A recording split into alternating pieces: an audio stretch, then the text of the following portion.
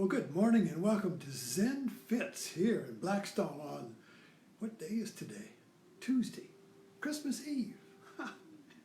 You know, in my family, my mother's family was from Franklin, Virginia, a farm town, well, countryside. Franklin, Virginia, down, it's near Tidewater. And so I have a good, on mother's side, farming family background. And one of their little traditions was when you wake up in the morning, the first one to say, Christmas Eve gift gets an early present.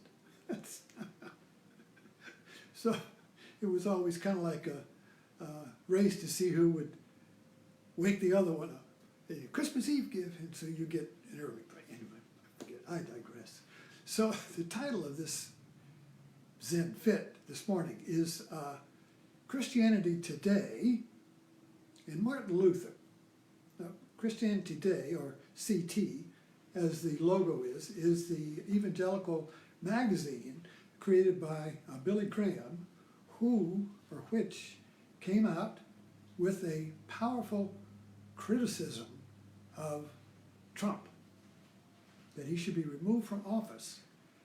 And this is creating a schism, a split in the evangelical community, which has been, like the British Redcoats, marching in lockstep, in tune with the Republican Party and its president, Mr. Trump. Now, one thing that has made the Republican Party, and now its religious right wing, powerful is the same thing that made the British Army powerful. So the British Army conquered the world. Well, conquered in British Empire, was conquered by the British Army, which was always at war against tribal armies. A tribal army. Or maybe an army, maybe it would split the tribes up and attack one tribe and turn it against the other. But the tribes never marched in lockstep like the British Army. The lockstep of the British Army was like 10 soldiers, nobody broke. They marched in unison. So this regimentation, this obedience, this loyalty is strength. Because if one breaks, if one turns and runs, the whole army could run. It could all fall down. So nobody runs. Of course, Hitler tried that against the Russians and lost. But anyway, I digress.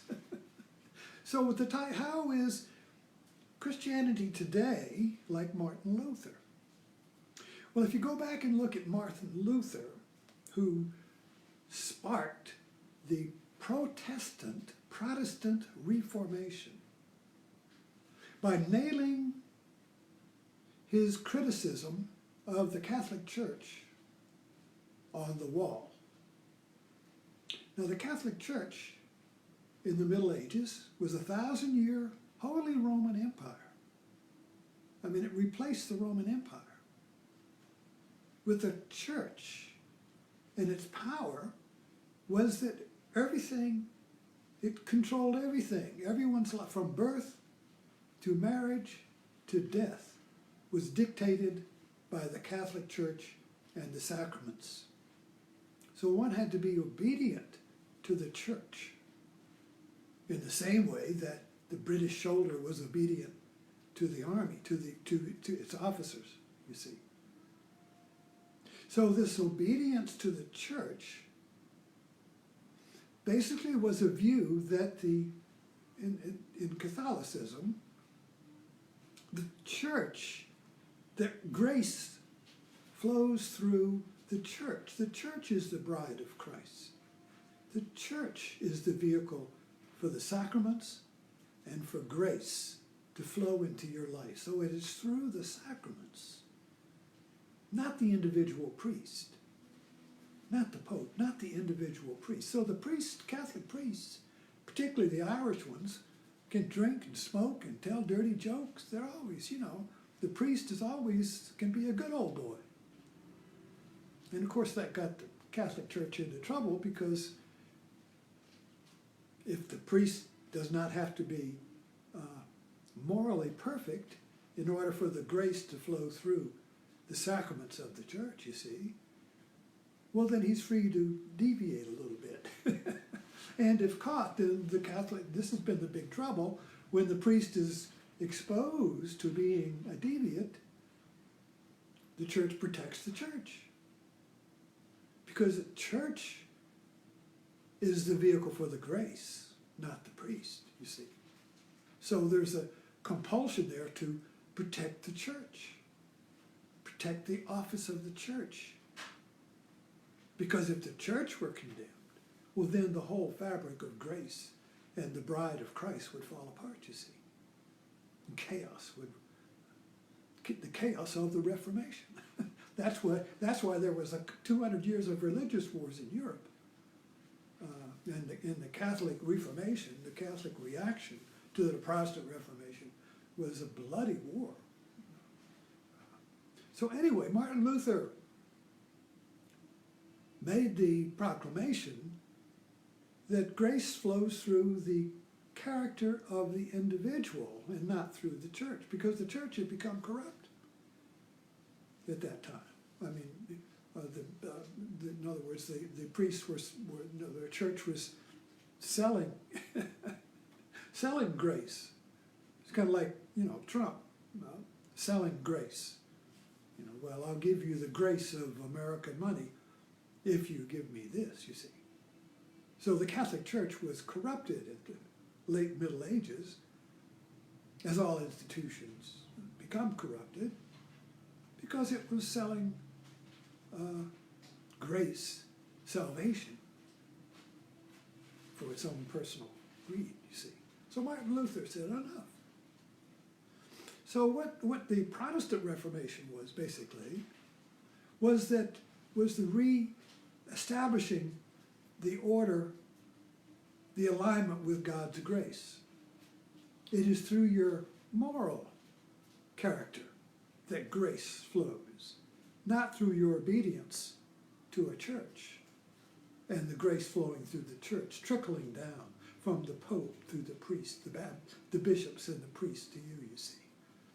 So this was a revolt against the trickle down of grace through a corrupted system in which the administrators of grace were self-serving. It's called corruption. So that broke the pyramid of the Catholic Church.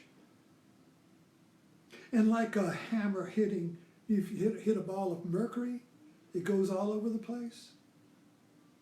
So the Protestants' Reformation went all over the place because it was spread with the Bible. You didn't have to take a church with you, you could take a Bible. So grace flowed through the Bible, through your moral character.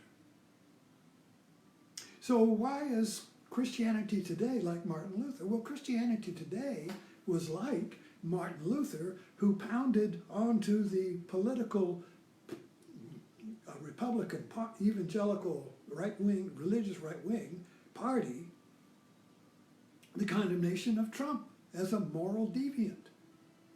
Like saying the Pope is immoral. The Pope's a crook. What? The Pope isn't a crook, he's infallible. Oh, he made a little bit, but you forgive that. We don't want to ruin the office of the Pope. We can't destroy the church, you see. So isn't it interesting? History repeats itself, but not in content. History repeats itself in patterns. History repeats itself in recipes, in formulas, in patterns. The content is different. The people are different. The places, the times, different. Don't look alike at all. But the pattern is the same. The pattern, you see. And the patterns are unconscious. Joseph Campbell calls them myths, mythos, mythology, a story, a pattern, you see. They're unconscious. It's the fishbowl in which we swim. So every now and then somebody sees the fishbowl. Somebody sees the pattern and hits it with a hammer and nails the cross on it, you see, and nails the Reformation. Say, look, what's the truth here? What's the truth here? What are we doing? What's the truth? That's the nail of the cross. What is the truth here? Look, you see. So Christianity Today said, what is the truth here? This guy's corrupt. We're going against the very values and principles and witnessing of Jesus, you see. What's the truth here? So, so we're kind of like looking at what happened with the Republican Party when it became a religious party, a moral party, you see. It became like the Catholic Church. And the office of the president is sacred. And that's true. I'm not saying it's wrong. I'm just saying that they lost the other side. It became fixed on one side of the coin, on the organization, the church side, the office, and forgot the man and the moral imperative of character. You see, so if character doesn't matter, and the office of the president is the only thing that's important, the president can do, as Trump says, I could shoot somebody on Fifth Avenue and they'd still elect me, you see, because the view is skewed to putting ultimate concern with the office and neglecting the man. Well, it's just like with Christianity. I hope I don't get going here. Let me look at my watch. Well, I'll not take on another. I'll just stop with there.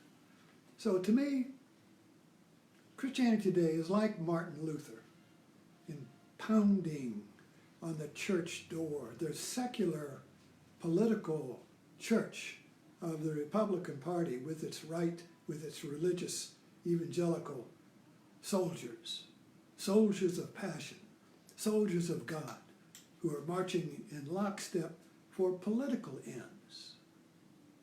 See, that's why the Republican conservative party since Nixon became so powerful, because it brought in these Christian soldiers, it brought in these passionate people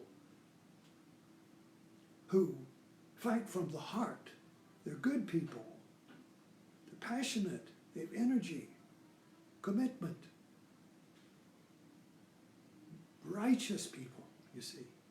But they got enlisted like an army to fight for political ends, not realizing that the political ends were against their own best interests. The political ends of the GOP has been for the wealthy and the business people and the employers, you see. Not the people, the workers, the laborers. That's always been those crazy liberals, you see. So anyway, the tribal people. See, the liberals have always been the tribal people. They can't unite. There you got these rights, these factions, these interests. They're all a bunch of tribes running around out there. The Republican Party, you see, has been like the British Empire, marching in lockstep, the same talking points. Nobody breaking ranks. But now,